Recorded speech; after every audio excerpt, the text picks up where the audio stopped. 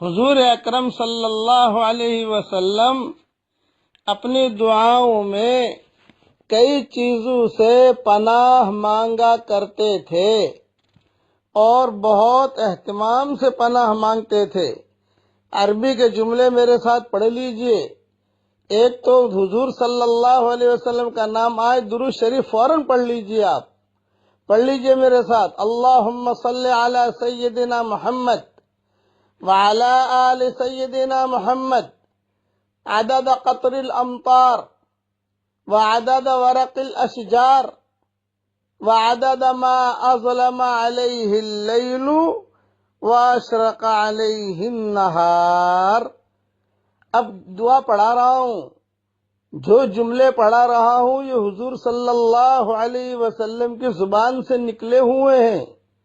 جو جملے نبی کی زبان سے نکلے وہی جملے ہماری زبانوں پر آ جائیں، یہ ہماری بہت بہت بہت بڑی سعادت مندی ہے کہ نبی کی زبان سے جملہ نکلا، وہ میری اور آپ کی زبان پر آ رہا ہے۔ پڑھیے میرے ساتھ، اللہم انی اعوذ بک من القسوۃ والغفلۃ والعیلۃ والذلۃ والمسکنۃ واعوذ بک من الفقر والکفر والفسوق والشقاق والسمعة والرياء وأعوذ بك من الصمم والبكم والبرص والجنون والجذام وسيء الأسقام۔ یہ حدیث ابو داؤد میں ہے۔ اگر کوئی اس حدیث کا پڑھنے کا، یہ دعائیں پڑھنے کا اہتمام کر لے، روزانہ ایک مرتبہ پڑھ لے، یہ میں نے میری کتاب اللہ کی پناہ میں بھی لکھی ہے، صفحہ نمبر 25 دعا نمبر 42۔ یہ خطرناک روحانی اور جسمانی بیماریوں سے بچنے کا نبوی نسخہ ہے۔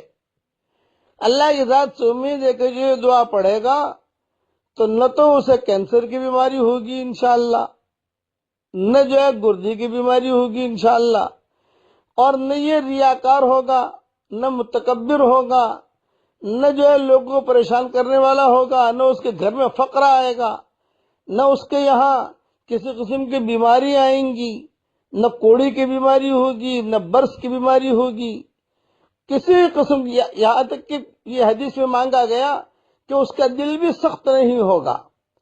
تو آج تو میں نے خالی عربی جملے پڑھوا دیے ہیں، اور اس پر میں نے اس کا یعنی اس کی سرخی ہے، خطرناک روحانی اور جسمانی بیماریوں سے اللہ کی پناہ۔ یہ آئندہ کل یعنی 373 میں، سبق نمبر 373 میں اس کا پورا ترجمہ کر کے آپ کو دے دوں گا انشاءاللہ۔ اچھا تو یہ ہے کہ امیجز بنانے والے ایسے امیجز بنائے، اگر کوئی اسے لکھ کر اپنے پاس عربی کے جملے رکھ لے، ترجمہ بھی رکھ لے، اور روزانہ ایک مرتبہ پڑھتا رہے، تو اللہ کی ذات کی امید ہے کہ وہ آدمی کبھی فقیر نہیں ہوگا انشاءاللہ، وہ آدمی کبھی ذلیل نہیں ہوگا، وہ آدمی کبھی کافر نہیں ہوگا، اللہ اس کے ایمان کی بھی حفاظت کرے گا، وہ آدمی کبھی فاسق نہیں ہوگا، کبھی منافق نہیں ہوگا، اللہ کی ذات سے امید ہے۔ وہ تو اس کا اردو کا جو ترجمہ جب کروں گا تب پتہ چلے گا۔ اس کے لیے اس چیز کا خاص خیال رکھیں جو میں نے آپ کو بتایا ہے۔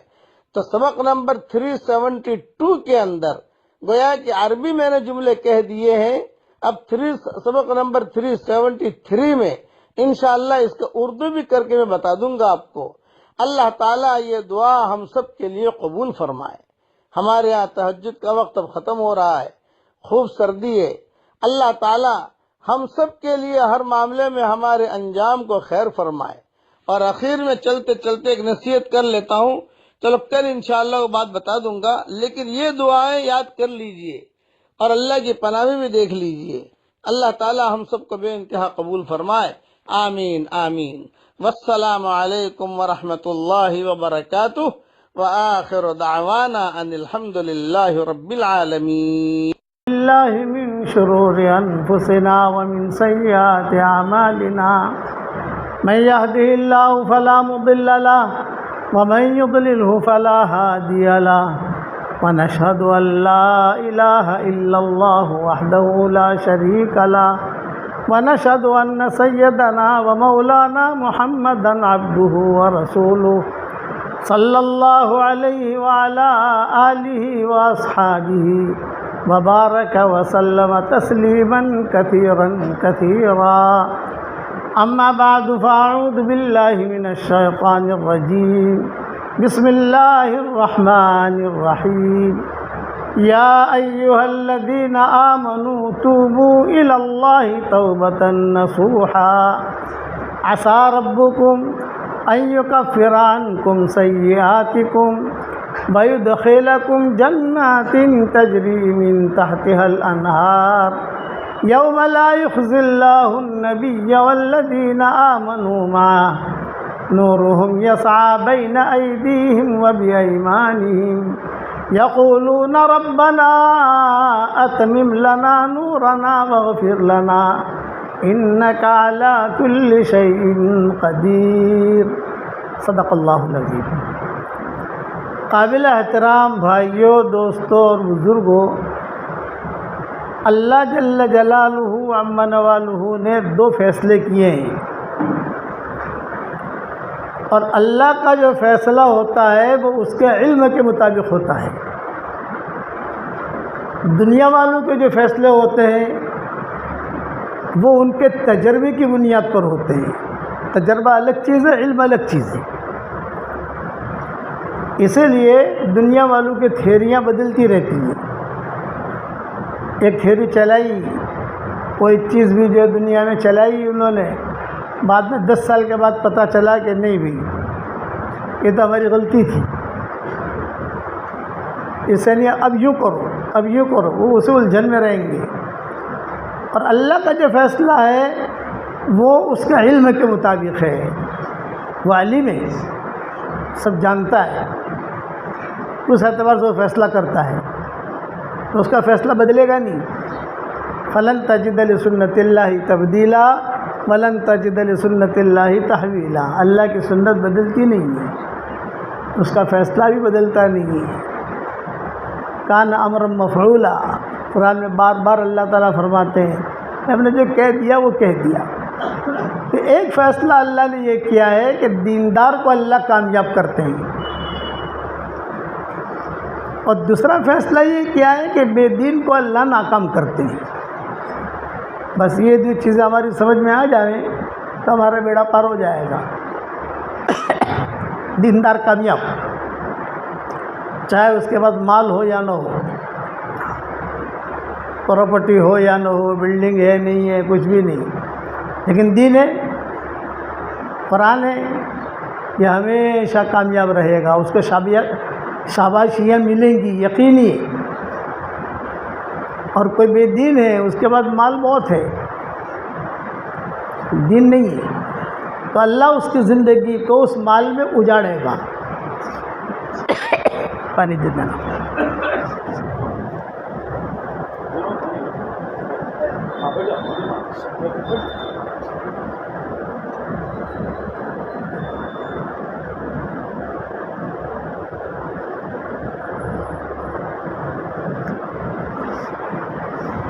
حضرت بلال رضی اللہ تعالیٰ عنہ، مل گئی تو روزی، نہ ملی تو روزہ، یہ ان کی ترتیب تھی۔ چہرے کے اعتبار سے کوئی بھی کہتے ہیں کہ کوئی کشش کی جتنی چیزیں ہوتی ہیں وہ نہیں تھی، کہ رنگ کالا، آنکھیں چھوٹی اور اس میں سرخ ڈورے، اور سر بھی چھوٹا اور سر کے گنجے، یہ ان کا حلیہ لکھا ہے علماء نے، اور قد لمبا، اور ہونٹ بھی موٹے. یہ ان کا حلیہ. کشش کی کوئی چیز نہیں ہے لیکن دین ہے. اس دین کی وجہ سے حضور صلی اللہ علیہ وسلم نے فرمایا ہنی اللہ کا یا بلال، بلال تیرے لیے خوشخبری ہے، حشر کے میدان میں لوگ پیدل چلیں گے، میں اللہ کا نبی براق پر رہوں گا اور تو میرے آگے آگے سرخ اونٹنی پر اذان دیتا ہوا چلے گا. یہ شاباشی ملی. وَلِكُلِّ دَرَجَاتٍ مِّمَّا عَمِلُوا. کام کرے گا شاباشی ملے گی، لیکن کام میں اخلاص ہونا چاہیے. گش کرے گش میں اخلاص ہونا چاہیے. تعلیم میں بیٹھے تعلیم میں اخلاص ہونا چاہیے، رواجی نہیں. کہ آدمی جو ہے ہر چیز میں جس میں اخلاص ہوگا وہ اللہ تعالیٰ اسے اپنے ہاتھ میں لے لے گا. چنانچہ آپ نے فرمایا ہنی اللہ کا بلال، بلال تیرے لیے خوشخبری ہے، حشر کے میدان میں سارا مجمع پیدل چلے گا، میں اللہ کے نبی براق پر، اور تو میرے آگے آگے سرخوں اونٹنی پر اذان دیتا ہوا چلے گا. جب تو اشہد ان لا الہ الا اللہ پر پہنچے گا تو ابو جہل بھی کہے گا صدقت یا بلال، ابو لہب بھی کہے گا صدقت یا بلال، بلال سچ کہا تو نے. یہ سب اقرار کریں گے. فَأَنَّىٰ يُقْبَلُ تَصْدِيقَهُمْ. ان کا تصدیق کرنا قبول نہیں کیا جائے گا. یہ شابش کہاں پر ملی؟ دینداری تھی. تو ہمیشہ یاد رکھنا دیندار مرد اور عورتیں جو ہوں گے انہیں شاباشی اللہ دیں گے، اور بے دینوں کے لیے کوئی جگہ نہیں. ہاں مال مل جائے گا، مال تو ختم ہونے والا ہے، موت پر ختم. پھر آگے فرمایا بلال تیرے لیے خوشخبری ہے، انا اول من اقرع الباب، سب سے پہلے جنت کا دروازہ میں کھٹکھٹاؤں گا. تو اندر سے پوچھے گا رضوان من القارع، یہ دروازہ کھٹکھٹانے والا کون؟ تو میں کہوں گا محمد ابن عبداللہ ابن عبد المطلب. دروازہ کھلے گا. فرمایا کہ بلال تیرے لیے خوشخبری ہے، میں سرخ اونٹنی پہ رہوں گا اور اس کی نکیل اور لگام تیرے ہاتھ میں ہوگی. اپنا ڈرائیور بنا دیا. بڑا آدمی اپنا ڈرائیور عام آدمی کو نہیں بناتا. جو بڑے لوگ ہوتے ہیں بادشاہ ہوں یہ، تو ان کے ڈرائیور بھی اس سے مزاج کے اعتبار سے ہوتے ہیں. ہمیں جو ہم حج میں جاتے ہیں تو وہاں ایک علی اللحیانی ہے لڑکا، یہ بادشاہ کا ڈرائیور ہے. وہ ہمیں حج کراتا ہے، وہ ہمارے ساتھ بیٹھتا ہے، پہلے سے چھٹی لے لیتا ہے کہ بھائی شیخ کو حج میں کراؤں گا. اب ہے بادشاہ کا ڈرائیور، ان کے بھائیوں کا ڈرائیور. تو میں کبھی کبھار اس سے چھیڑتا ہوں اس کو، بھئی کیا قانون ہوتے ہیں تمہارے یہاں؟ تو انہوں نے کہا مولانا کچھ مت پوچھو، کچھ مت پوچھو. بڑوں کی جو ان کے نخرے بہت ہوتے ہیں، یہاں دیکھنا نہیں یہاں دیکھنا نہیں. تو بڑا آدمی اپنا جو ڈرائیور رکھتا ہے وہ سوچ سمجھ کے رکھتا ہے. حضور صلی اللہ علیہ وسلم سے بڑا کون ہوگا؟ تو حضور نے اپنا ڈرائیور بنایا بلال کو کہ سرخ اونٹنی کی لگام تیرے ہاتھ میں ہوگی اور تو میرے آگے آگے چلے گا. یہ شاباشی کہاں، جسے مناقب کہتے ہیں، یہ شاباشی کہاں پر ملی، کہاں سے ملی؟ دین. وہاں دنیا کے اندر چہرے میں اور دیکھا جاتا ہے، ظاہر دیکھا جاتا ہے. اللہ کے یہاں باطن دیکھا جاتا ہے. پہلے باطن دیکھا جاتا ہے کہ اس کے دل میں اخلاص ہے کہ نہیں. سب صحابہ کو، اکثر صحابہ کو حضور صلی اللہ علیہ وسلم نے مناقب بیان کیے صحابہ کہ اللہ تجھے یہ دے گا، اللہ تجھے یہ دے گا، اللہ تجھے یہ دے گا. حضرت عبداللہ بن مسعود رضی اللہ تعالیٰ عنہ یہ بہت دبلے پتلے تھے، ان کی ٹانگیں جو ہیں بہت دبلی پتلی حضرت عبداللہ بن مسعود رضی اللہ تعالیٰ عنہ کی. تو ایک مرتبہ حضور صلی اللہ علیہ وسلم نے فرمایا بے حشر کے میدان میں تم کو بھی تولا جائے گا. بے اعمال تو تولے جائیں گے لیکن جو عمل والا ہے اسے بھی تولا جائے گا، جس کے بدن سے عمل نکلے. تو صحابہ مسکرائے. بھئی کیوں مسکراتے ہو؟ یہ فرمایا عبداللہ بن مسعود کا تو وزن ہو گئی. عبداللہ بن مسعود کا تو وزن ہوگا ہی نہیں. بھئی کیوں نہیں ہوگا؟ دبلا پتلا ہے، اس کی پنڈلیاں دیکھو، پنڈلیاں کتنی دبلی پتلی ہے. تو آپ نے فرمایا لا لا یہ بات نہیں ہے، بلکہ عبداللہ بن مسعود کو جب تولا جائے گا تو اس کی پنڈلیوں کا وزن احد پہاڑ سے بھی زیادہ ہوگا. یہ بتایا کہ اس کی پنڈلیوں کا وزن احد پہاڑ سے بھی زیادہ ہو گیا. کیا مر دیا ہے؟ عبداللہ بن مسعود بہت مالدار تھے, وہ تو فقیر آدمی تھے. عبداللہ بن مسعود رضی اللہ تعالیٰ عنہ کے بعد مال نہیں تھا.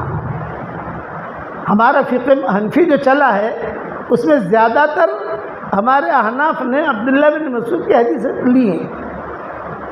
غریب صحابہ میں ان کا شمار ہوتا ہے, حضرت عبداللہ بن مسعود کا غریب صحابہ میں, فقراء اس میں یہ شمار میں آتے ہیں. عبداللہ بن مسعود, عبد الرحمن بن عوف یہ مالدار صحابہ میں شمار ہوتا ہے ان کا. حضرت عثمان غنی یہ مالدار صحابہ میں شمار ہوتا ہے. معاذ بن جبل یہ بھی بہت بڑے مالدار تھے, بعد میں فقیر ہوئے, ان کا قصہ ہوا, لیکن بہت رئیس آدمی تھے وہ معاذ بن جبل پہ. یہ غریب صحابہ میں شمار ہوتا ہے ان کا. لیکن آپ نے کیا فرمایا؟ ہنی اللہ کے ابن مسعود, اے ابن مسعود تیرے لیے خوشخبری ہے, تجھے جب تولا جائے گا تو تیری پنڈلیوں کا وزن احد پہاڑ سے زیادہ ہوگا. 5 کلومیٹر کا ہے احد پہاڑ. ہم مدینہ منورہ میں ہوتے ہیں تو ساتھیوں کو ہم کہتے ہیں کہ بھی چلو ہمیں ذرا احد پہاڑ پر چکر لگوا لو, سمجھے, راؤنڈ. تو برابر جو پورا یوں چکر لگاؤ تو 5 کلومیٹر ہوتا ہے. یہ شاباشی دی حضور صلی اللہ علیہ وسلم نے حضرت عبداللہ ابن مسعود رضی اللہ تعالیٰ تمہیں یہ ملے گا. ام ایمن چہرے کا دیوار میں سیدھی سادھی, کوئی کشش کی چیز نہیں. کسی کو بدصورت نہیں کہہ سکتے بھائی. ہاں حیدرآباد والے یہ سننا, ارے بہت بدصورت ہے, نہیں. کیوں نہیں کہہ سکتے؟ اس لیے قرآن میں هو الذی خلقکم وصورکم فاحسن صورکم, اس نے تم کو پیدا کیا ہے, تمہاری صورتیں بنائی اور تمہاری صورتیں اچھے بنائی. جسے اللہ اچھا کہے ہم بدصورت کیوں کہیں بھائی؟ بس اتنا بھی قبول صورت نہیں ہے. جو آنکھ کو نہ لگے وہ دل کو کیا لگے. مبہم بات کرے آدمی, یہ بہت کالی کلوٹی ہے, بہت کالا کلوٹا ہے, بہت بدصورت ہے, بہت. هو الذی خلقکم وصورکم فاحسن صورکم, تمہاری صورتیں ہم نے بہت اچھی بنائی ہیں. ہر ایک کی صورت اللہ نے اچھی بنائی, چاہے کالا ہو, چاہے گورا ہو, چاہے ٹھنگنا ہو. جو کس نے پیدا کیا اس کو بھائی؟ تو یہ ام ایمن جو تھی یہ شروع سے لے کر آخر تک حضور صلی اللہ علیہ وسلم کے ساتھ رہی ہے. شروع سے لے کر, آپ کی پیدائش سے لے کر, پیدائش کے وقت بھی تھی, بعد میں سفر میں بھی رہی, آخر تک حضور صلی اللہ علیہ وسلم کے انتقال تک لمبی عمر پائی ہے اس ام ایمن نے. سب اور جو ہے حضور صلی اللہ علیہ وسلم کبھی کبھی کہتے تھے مجھے ماں کا پیار ملتا ہے اس سے. شروع سے لے کر آخر تک, یہاں تک کہ حضرت عمر کے زمانے تک, حضرت عمر کے دور میں بھی زندہ تھی. جب وہ شہید ہوئے حضرت عمر یہ زندہ تھی ام ایمن. اس کے بعد پھر ان کا انتقال ہوا. تو ان کے قصے حدیث میں بہت آتے ہیں ام ایمن کے. ایک ام ہانی, یہ تو حضور صلی اللہ علیہ وسلم کی چچازاد بہن تھی, حضرت علی کی بہن, اور حضور کی چچازاد بہن. جہاں حضور صلی اللہ علیہ وسلم مکہ میں قیام کرتے تھے, یہ مجھے ام ہانی کے گھر میں ٹھہرانا فرماتے تھے کہ مجھے ام ہانی کے گھر میں میرا پڑاؤ ڈالنا, تو کمرہ وغیرہ ٹھیک کر دیتی تھی. اور ایک ام ایمن ہے آخر تک, یہاں تک کیا پیدا ہوئے تو وہ ساتھ تھی, یہاں تک کہ حضور صلی اللہ علیہ وسلم جب تھوڑے سے بڑے ہوئے تو بھی یہ ساتھ تھی. حضور صلی اللہ علیہ وسلم کا بچپن میں جب آپ 4 سے 5 سال کی عمر میں مدینہ منورہ کا سفر ہوا تو یہ ساتھ تھی. صرف طائف کے سفر میں یہ ساتھ نہیں تھی.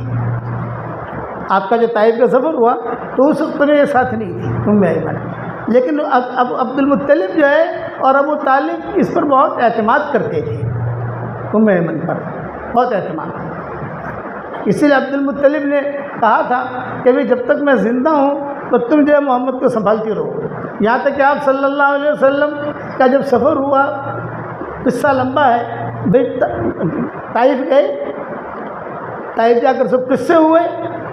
بچپن میں حضور صلی اللہ علیہ وسلم کے ساتھ, آپ کی عمر 3 سال کی تھی یا 4 سال کی تھی. حضرت حلیمہ جو ہے یہ حضور صلی اللہ علیہ وسلم کو لے کر گئی, بچپن کے اندر ایک تو لے کر گئی, لیکن برکتیں دیکھی.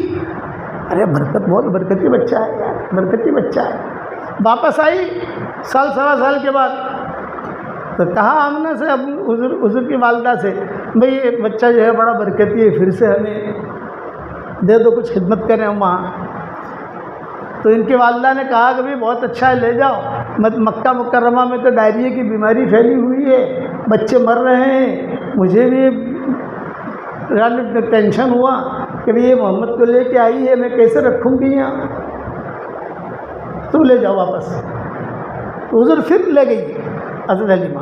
اب جب بڑے ہوئے حضور صلی اللہ علیہ وسلم، 2.5 سال 3 سال، تو آپ صلی اللہ علیہ وسلم دوڑتے تھے وہاں۔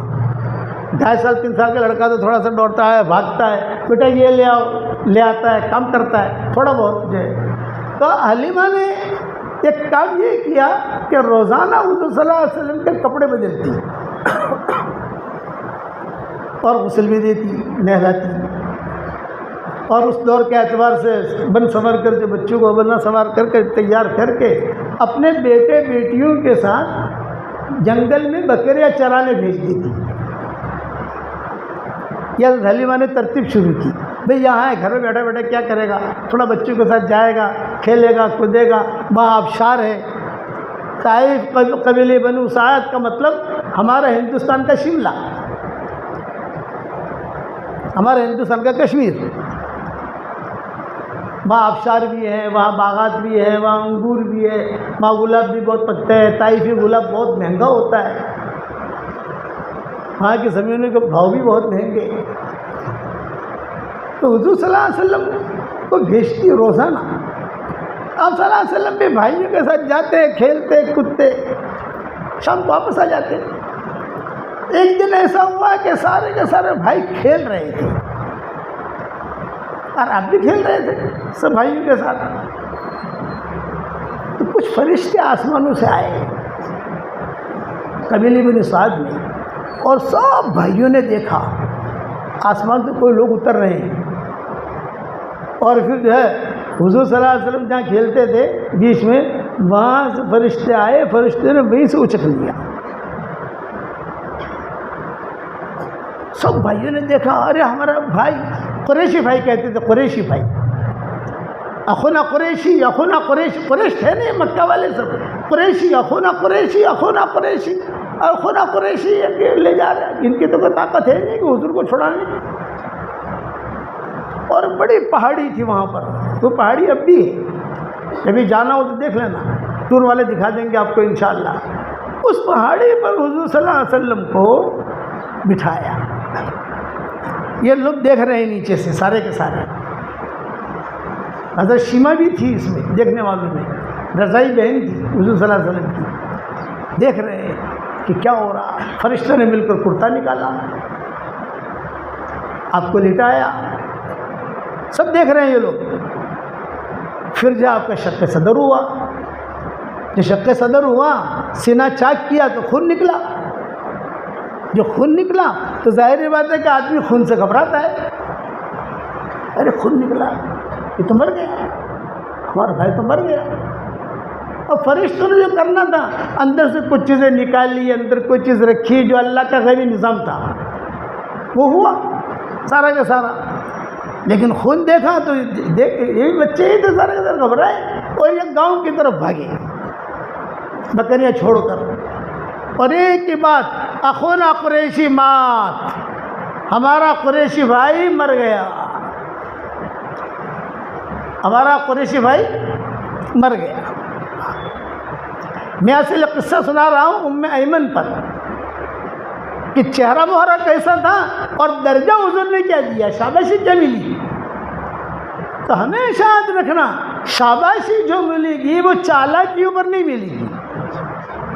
دعوت کا کام اگر وہ چالاکیوں سے کرے گا تو محروم رہے گا، اور دعوت کا کام اگر اخلاص سے کرے گا تو وہ چمکے گا۔ میرے والد صاحب رحمۃ اللہ علیہ فرماتے تھے بھرے مجموع میں، یہ کہتے تھے کہ آج کل لوگ دعوت کے کام میں اس لیے نکلتے اسرائیل منڈی اچھی ہے، یہ منڈی اچھی چل رہی ہے، کھانا بھی مل جاتا ہے، سفر بھی ہو جاتے ہیں، دنیا بھی دیکھ لیتے ہیں۔ ابا کہتے تھے کہ یہ محروم رہے گا، یہ آدمی محروم ہے، یہ ذمہ داریوں کا کام ہے. نبیوں کی ذمہ داری دی جاتی تھی جو آپ کو اللہ نے مجھے اور آپ کو دی ہے. اس لیے ہمارا دعوت کے کام میں کوئی چالاکی نہیں چلتی. جو اخلاص کے ساتھ چلتا رہے گا, کوئی اسے پہچانے نہ پہچانے, لیکن اللہ اس کو پہچانے گا اور اللہ اس کو اپنے لیے قبول چھانٹ لے گا. هو اجتباکم وَأَنَا اخْتَرْتُكَ فَاسْتَمِعْ لِمَا يُوحَىٰ. موسیٰ علیہ السلام کو کہا میں نے تجھے پسند کر لیا ہے, بس ختم ہو گئی بات, میں نے تجھے چھانٹ لیا ہے. هو اجتباکم, اللہ نے تم کو چھانٹا ہے. کن کو؟ ہم کو. اب اس میں اگر آدمی چالاکیاں کرے تو محروم رہے گا. ہاں دنیا تو مل جائے گی, کرسی مل جائے گی, بیان بھی اچھا کر لو گے آپ, سب کچھ ہوگا. سب سے پہلے جہنم میں کون جائے گا؟ ایک سوال ہے.